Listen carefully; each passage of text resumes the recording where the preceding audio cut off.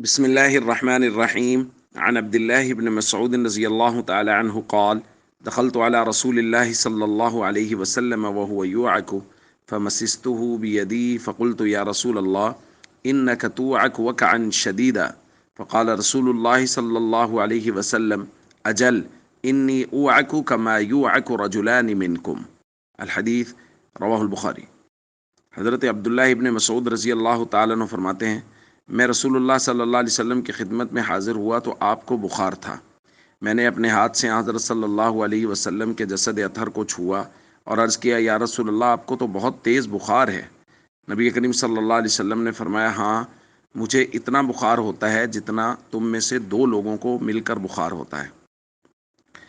دوستو، ہم نے کل بات کی تھی کہ بیماری ایک مسلمان کے لیے رحمت ہے، شرط یہ ہے کہ وہ اللہ کی رضا پہ راضی رہے، جزا فضا نہ کرے۔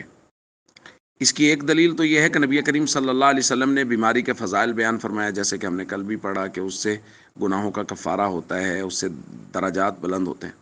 اور دوسری ایک بہت بڑی دلیل یہ ہے کہ نبی کریم صلی اللہ علیہ وسلم کی ذات بابرکات کو بھی بارہا مرض لاحق ہوا، آپ کو بخار ہوا، تو حضور علیہ الصلوۃ والسلام کو جسمانی تکلیف کا آنا، مرض کا لاحق ہونا، یہ اس بات کی دلیل ہے کہ مرض کے اندر کروڑواں حصہ بھی عذاب کا نہیں ہے، اس لیے کہ جس چیز میں کروڑواں حصہ بھی عذاب کا ہو وہ ہمارے آقا حضرت محمد کریم صلی اللہ علیہ وسلم کے قریب بھی نہیں آ سکتی۔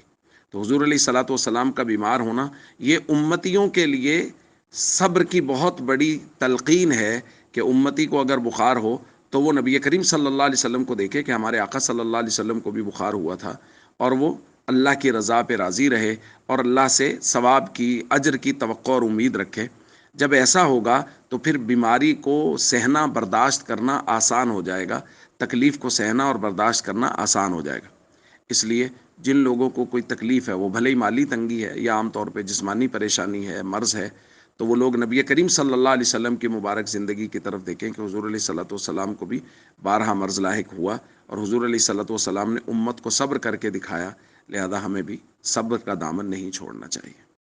السلام علیکم ورحمۃ اللہ وبرکاتہ۔